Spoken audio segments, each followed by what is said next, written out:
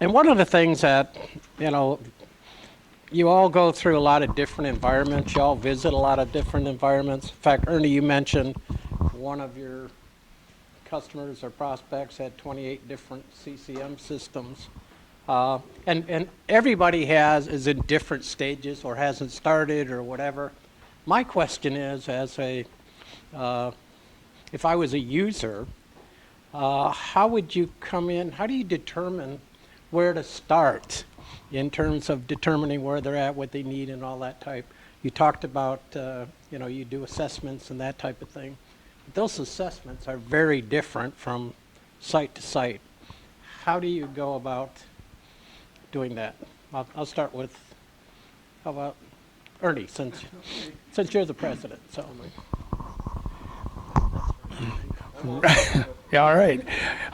Well, usually there's something that's driving the whole thing. Like they're looking at either some looming legislation or some kind of looming change that's going to happen that forces them to make some changes, and so that kind of prioritizes where they need to look. Is it some kind of a system that's being end of life by a vendor and they need to get off of it onto something else?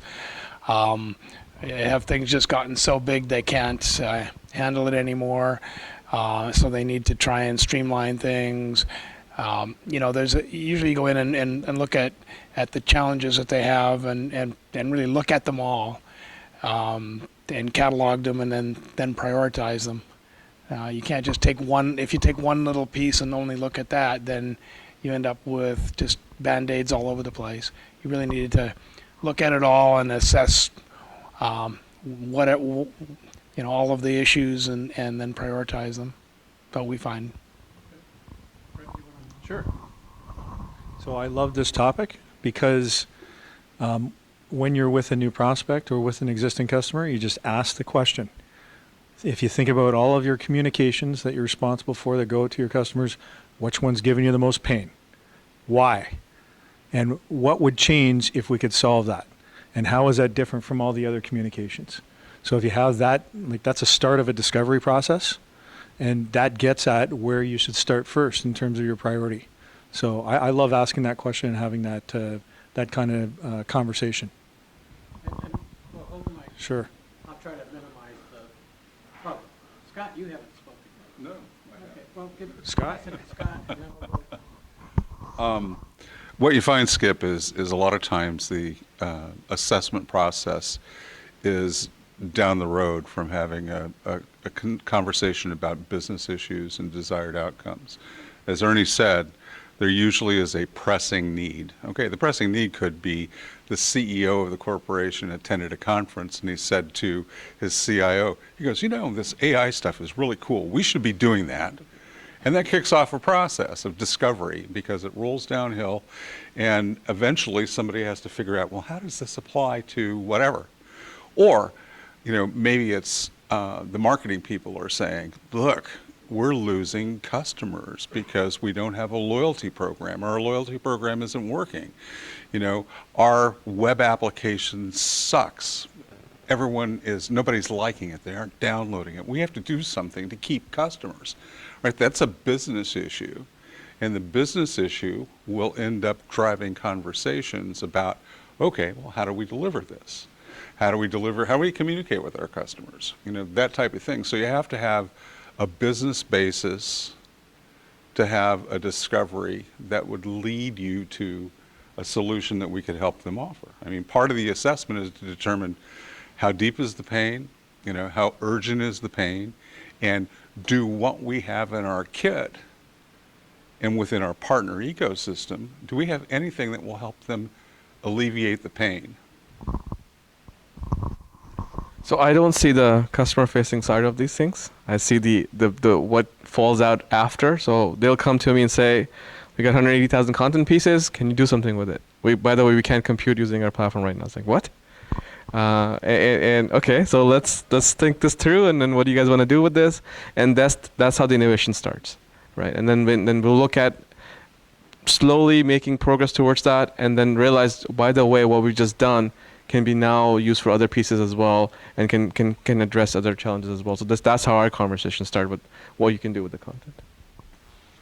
And I guess my second part of this is, this conversation starts somewhere within the organization. Does it start on the IT side, on the sales and marketing side, on whatever? Where do the conversations typically start? Oh, you go first. I go for it. All right. So again, not customer facing. So comes from different departments, different groups, mostly product groups, people who've been hands-on, people who've used the product, have a vision, sales groups. And then a lot of times customers just keep coming back. Like, this is what we want to do. And they constantly push the agenda, which allows us to innovate. Let me give you a practical example from the world of accessibility, all right? I think it was 2014, Wells Fargo was the poster child for what not to do with accessibility. They were fined $16 million, mostly because a blind kid from Stanford wanted to apply for a job and they didn't have a way of accommodating him because he was blind. They ended up making a settlement with the DOJ, they paid their money, they agreed to a structured settlement, which meant that they had to do all sorts of things to change their process. They had to fix their problems, right? That sent a shudder through the banking industry. All of a sudden, the sword of Damocles that was hanging over the head of Wells Fargo was also hanging over the heads of all these other organizations. And so you have this situation where they want to mitigate the risk of getting fined because the fines could be significant. They wanted to mitigate the bad press and all the hate and discontent that came from underserving, a group of the population that may be 10%. All right, so that was a business issue that was created by an external event or happening. And it was a conversation that started really at the C-level. And then it's like, okay, how are we going to fix this? And we've had countless conversations with insurance companies and banks and mobile providers. And now it's trickled down to municipalities in Florida who are getting sued because they are not following the regulations that have been laid out. I mean, I think there's going to be hell to pay in Canada here. AOTA has got some teeth. You had a new piece of legislation passed in May that has some teeth. There will be enforcement, and all of a sudden, the people that have been putting things off or ignoring it or, making it a lower priority, it's going to be front and center, and things will happen. Well, yeah, it's a good example, and we've seen, a lot of our customers have been reacting to those situations, and of course that comes in at high levels in the organization because they're looking at demand letters and potential fines and things like that, and getting their name dragged through the mud, and they don't want to be there. So they'd rather be proactive and go out and say, look, our customers have been with us for 30 years. We want to keep you on board, and we're gonna do the best we can, and we're gonna make changes, and so a lot of that's driven by C-level decisions or and line of businesses then have to respond, and then the IT people get involved, and quite often they have to deliver, obviously, and then we end up working with them at that level.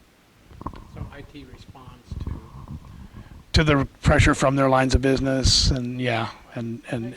yeah, that's what we And by see the way, quite I hear often. that the young man doesn't have to need the job anymore. So. No, he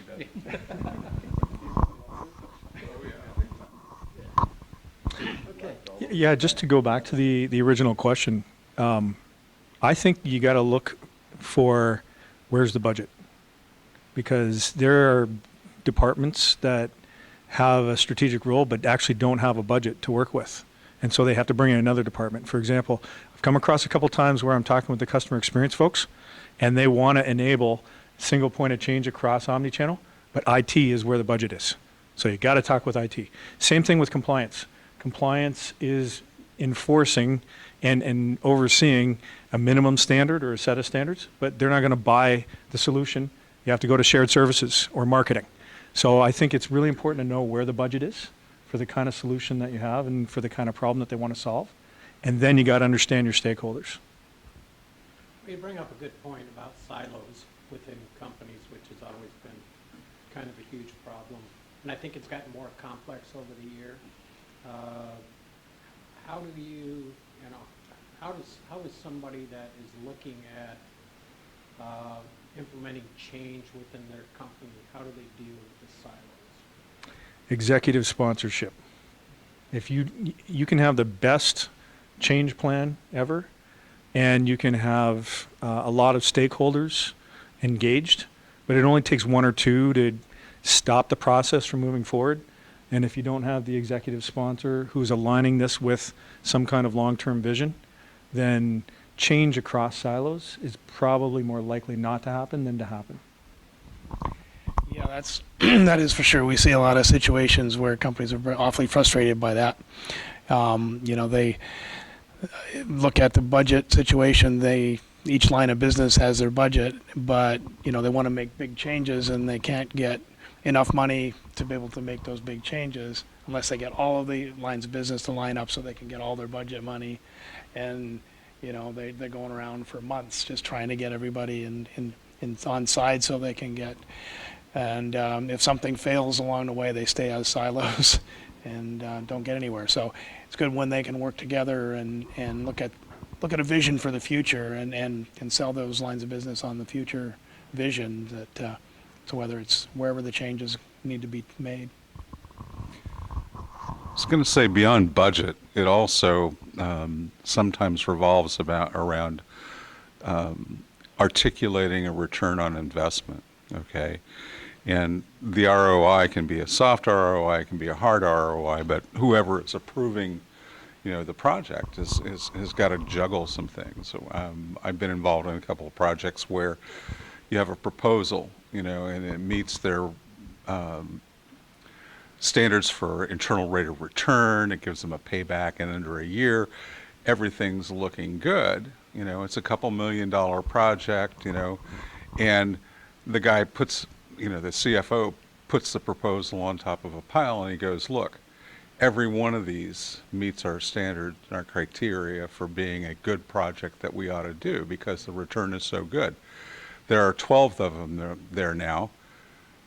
We have bandwidth to do 5. So we have to decide which 5 we can tackle right now, and we put the others in lower priority. So, for a major change, a major cross-silo change, you need to have a sense of urgency at the executive level and sponsorship, someone willing to push it. But you also have to have a good, solid business case. And this is why I started with business reasons, business outcomes being the drivers. Because if you don't have that, it's not going to get approved. And even if it gets approved, it may not get implemented until 2 years from now, in which case the business case has shifted and they've missed their window. So I guess I can offer the technical perspective on this. Silos for me normally translates into different groups within an organization having different data pieces that they're holding on to, and then they don't know how to bring it together. I think this morning we talked about maybe MDM, master data management, where I have an address and customer information in one group, customer information in another group. How do I know which one is correct, right? The notion that we're looking at of universal ingestion, which is irrespective of where the data is coming from, if you can make sense out of the data, if you can semantically understand the data, and if you can join the link between I'm working with this, let's say a logo, a header, a footer, a compliance paragraph or whatever, and you can identify that with high degree of accuracy across all your communications, that's how you break the silos. So for me, the data coming from one group versus another group is no different because I'm not sitting down personally, or a human is not sitting down personally. I'm teaching machines how to do that. So to break across the data barriers of across different silos, I think AI is a very, very good use case right there. Yeah, one of the statistics that was bothering me when I was sitting listening, and they were in your presentation and mine, but I hadn't given it any thought until I heard it twice, is, 80-some%, I forget what percentage it was, of companies are actively engaged in customer experience or CCM activities. And I sat and thought about all of the companies that I've spoken to, not as many as you guys, but ask them if they have CCM, and they really don't. So I'm assuming that those statistics are major corporations. So if you look at small to even kind of medium-sized companies that have no strategy or started a strategy and are kind of flailing along, don't have the resources of these big guys, what would be your suggestion for them moving along for CCM and enhancing the customer experience? So that's a bit of a tough one for us because our target market is large enterprise, and occasionally, so. Well, give me your thoughts anyway. Well, if you actually, I think it's easier for the small and medium-sized market because they probably don't have the legacy infrastructure, the legacy content that the larger organizations are dealing with. So without that legacy, they can jump right into cloud, they can jump right into a modern software platform, and they can probably get it on a per-user basis on a smaller scale. So I think that actually the entry point for small and SMB is probably easier these days than it ever has been. Sure, that would that would make a lot of sense. One of the challenges for the larger organizations is quite often they're made up of all those silos we talked about, and a lot of those come from mergers and acquisitions. So for them to, on a department by department basis, get in to make those changes is what they often do because of, well, it's easy. They don't have to get a lot of coordination, so they can jump into it as a smaller organization can when they take that approach, as opposed to trying to get an enterprise-wide solution, and then see some successes out of one or two of the lines of business or areas, and then they can take those successes and build on them to do an enterprise-wide solution. But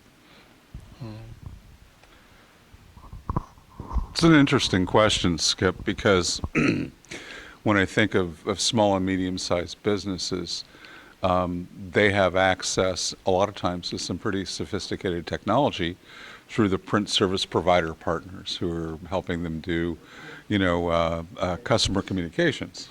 Okay, that's the way it is. Yeah. No, well, it's serious. I mean, I look at the players in the marketplace, and you have even small print service providers that may have hundreds of customers, and they might be managing their websites. They might be doing their, omni-channel campaigns or electronic campaigns as well as their print. So I don't think access to technology or capability is an issue. What I think is a real issue for small companies, and actually it's a real issue for small print companies even, is knowing who their customers are and knowing what a good customer experience is about and understanding what drives customer loyalty. I mean, let's look at the print services industry over the course of the last 10 years. There's been a ton of consolidation. And a lot of that consolidation hasn't happened because somebody was planning on a succession and I'm exiting because I'm old. It's that, all of a sudden an event happened and they're on the verge of bankruptcy and somebody else is buying them and consolidating their volume of business, their portfolio of business. So there's a severe lack, I think, of people going out and talking to their customers to understand what their desired outcomes are. I mean, we were talking about customer experience a lot today, and fundamental is understanding preferences. Fundamental is understanding that a lot of millennials don't do email. They do text. They do Facebook Messenger. You want to send them a statement, linking them to a website is probably a better idea than sending them something in the mail, right? Because there's a chance they'll actually look at it. There are our preferred channels. You need to understand what those channels are. You need to understand how to optimize the messaging, the look, the feel, those types of things. And unless you're talking to your customers, you're not going to find that stuff out. To your point, and you bring up a good point, small company it would not be to their disadvantage to look at a print service or a service bureau. I call it a service bureau now because they do the print. I'm sorry, what? CCM hosting managed service provider. Sure. Okay. CCMH, what's the rest of it? Managed service. Managed services. MSP. CCMH. Yeah, it just sort of rolls off your tongue. So it would be, in many cases, to their advantage to go to these people that have all that infrastructure in place that can do it for them, which you guys would sell software to. Absolutely. Or, or services. I'll give you a great example. There are a number of companies that come to print service providers saying, oh my God, we have to provide something in Braille. How do we do that? Do you guys do that? And they go, sure we do. And they call up Dennis because we know how to do that. We've got the facilities to do it. They give us the work. We do the work. We turn it around. And the end user is happy because they've fulfilled for their customers. One point of contact. Exactly. Exactly. So the print service provider is key in delivering all sorts of sophisticated CCM and customer experience capabilities to small business. So I'm gonna maybe translate your question a little bit differently. How does a small company? Not customer facing. Yeah. How does a small company, for example, deal with the issues of integrating AI into their ecosystem or infrastructure? As I'd mentioned earlier, algorithms are cheap; they're freely available. It's the implementation that's hard. The enduring part of AI is becoming better, good enough that things that I used to do over weeks, you can potentially do them over minutes now. So you can go to a service, through AWS, you can go through a service through Google, and you can use those services to build the same classifier that I showed you within minutes, not weeks. And you don't have to incur the cost of having a data scientist, an AI ML engineer, so on and so forth. You do lose that you're now blindly applying a hammer to a problem that you may understand or may not understand. However, you have a way forward. The other part where the small industries or small companies are challenged is data. They don't have enough data. If you're going to train one of these things, we're literally talking about millions and millions of things that you need to pump into a machine before the machine is now capable of answering a question for you, right? But large organizations have that data. Small organizations don't have the data. So that's the normal challenge that they come against. Now there are ways to mitigate that, and then that's where you go talk to an expert.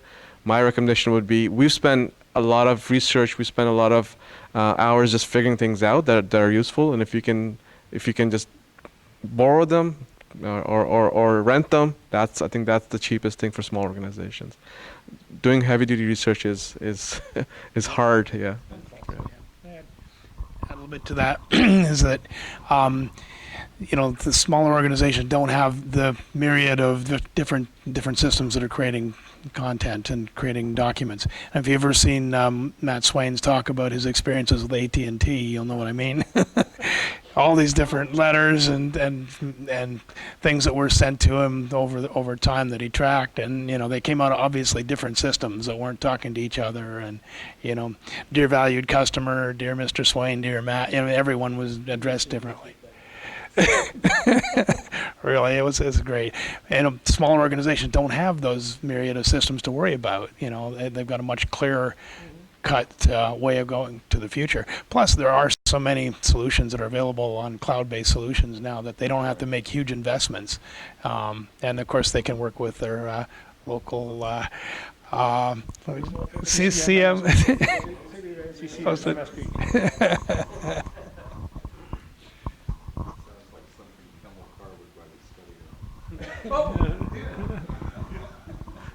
You just gave him another idea. This is going to be a little bit more in your backyard. We were talking over there about, as I looking at the process of, the whole AI and the example and everything else, and I appreciate the simplicity of that. Although I will have to admit, 3/4 of the way through, my eyes started blurring up a little bit, so I'm going to watch it again. But that process remains fundamentally the same. It's the technology that would change some of the parameters of that. with all the research and everything that you're doing, what do you see from a technology standpoint that's coming down the pike that is going to impact the whole use of AI? The biggest, I think, over the last maybe decade, the advancements that took place that really changed the game was the introduction of what they call deep networks.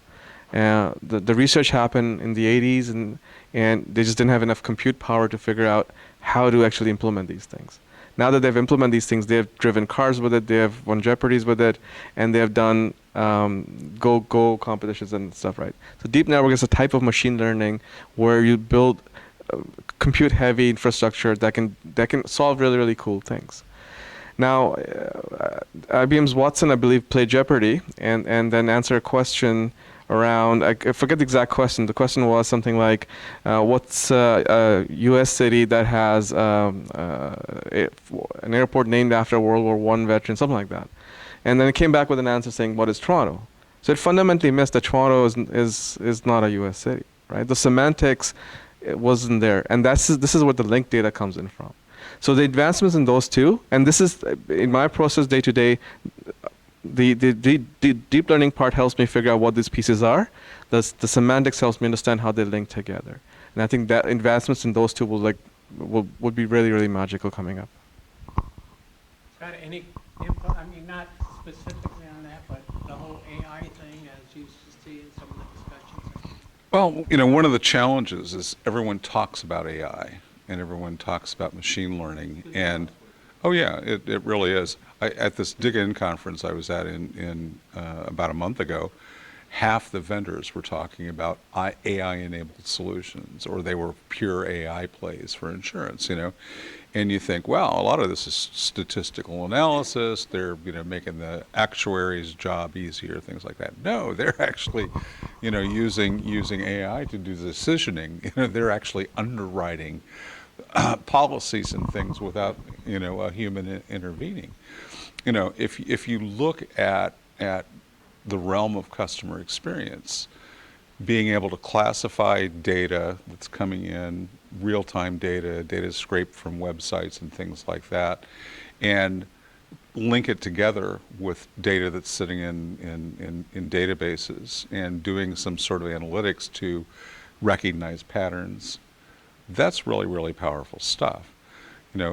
Looking at it to understand intent, looking at it to understand preferences. So I don't have to tell you, oh, I'm French, or I'm Canadian and from Quebec, and I want French, but to understand from the context of my address and whatnot that chances are I live in Quebec, it might be a good idea to give me my documents in French first.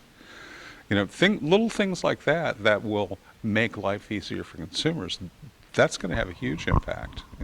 Ernie and I were talking about this yesterday in terms of, how does AI play in our portfolio of stuff? I think AI will help us do things better and faster, more accurately, but ultimately it's going to have an impact on how customers get what they need when they need it. I think you mentioned this morning. Sorry, you mentioned this morning about bidirectional communication, and that's something. That when I was looking at these problems, the first thing I was like, why is this communication one way? Why is this communication to begin with? Why is it not a conversation? For communication to get to conversation piece, you need to understand who you're talking to. You need to understand that you're talking to Fred, not this Fred, but some other Fred, and he's never made a claim. And by the way, this is the communication going out to Fred should look like this, not what it should look like, but also what is coming back, understanding that as well, right? So that's what the AI piece, I think, adds real value. Yeah, and you can see the inkling of it happening now with chatbots. All right, the first time you started seeing chatbots on websites, it was irritating as hell. Can I help you? At the most inopportune times, whatever, But in terms of interacting with chatbots now, there's some pretty damn smart chatbots out there, and they're powered by AI. You're not talking to a human being, and at some point in time, a human being may get involved. Well, maybe not you. But the thing of it is in some cases anymore, it's difficult to tell between the two because, the machines have been trained, and the natural language processing capabilities are so great now compared to what they were. That's an example of interactive communications, two-way communications, that, again, is just scratching the surface, designed to make your life easier. Oh, absolutely. And, consumers are starting to expect that the people they're dealing with know who they are and know those things because, they can talk to Alexa at home or whatever and get the kind of intelligence, the AI that's, being driven by AI, and they're starting to really expect that, and when they have to do an interaction and explain themselves, so, 2 or 3 or 4 times to different people in an organization as they're passed along, or getting communications that are making no sense from the discussions that they're having because there's no omni-channel tie-in between what's creating the communications and the people that they're talking to in the support organizations and that. It's going to drive more and more people to be more frustrated and move on from one to another, which is going to drive up the need to have better CX and more intelligent ways of handling the customers. Yeah. So on AI, I think today where we are is we're I think predominantly focusing on business and use cases where AI is accelerating the outcome. So instead of taking a year to categorize an inventory, we can do it in a week. Faster, okay, minutes. Not that fast? All right. So, accelerating faster than what a human being could do. So that's an interesting set of use cases. But then if you go beyond that, what are the limits we're going to come up against, right? And I think this is getting into, we were at a conference about 3 or 4 weeks ago, and there was some research on this because we were talking about, AI in the house with, Google Home and Amazon Echo. And one of the biggest barriers to use is trust. I'm not sure I trust it yet. Maybe I'll try it a little bit and I'll open the door a little bit. So let's think about this from a CCM perspective. Would you use a AI tool to do assisted authoring where it presents you with 3 or 4 options of existing content that'd just speed up your work? And the answer is sure, because my human judgment is in control. But would you use AI to create your marketing campaign with no human oversight? Probably we're not there yet, right? It could probably do it and probably be pretty accurate. It might even be better, but I don't think we're there yet. So I think that we're in kind of the, a phased approach to adoption of AI. I mean, just to go on what Fred said there, from the printing industry, I remember when variable data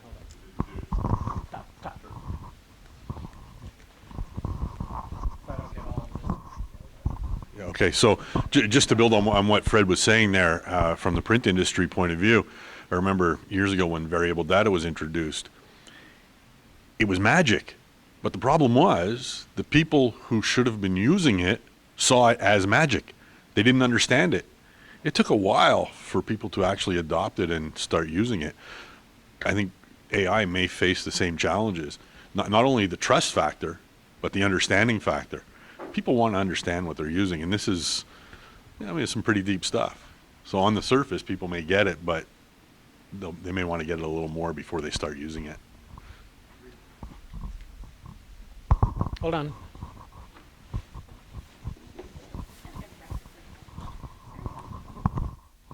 Okay, so as the marketer whose livelihood you just took away, yeah. So I guess one, putting on the marketing hat. So yes, there's lots of knowledge, and AI will keep learning and making lives easier and better. My question becomes, are the companies taking the information that's being input in and figuring out what does that mean? So for example, if the same question is being asked every day, multiple times, or at the same period of the day, is somebody paying attention and going, maybe we can put something on our website or somewhere so that we don't have to even field this question. Are we there yet, or are we still fumbling around just trying to throw up chatbots and make, and I'm talking about smaller companies, right, who, yeah, let's throw up a chatbot, it'll help. Let's do this, it'll help. Let's work on these, but then what? What are you doing with the information? And you're laughing. Hold on.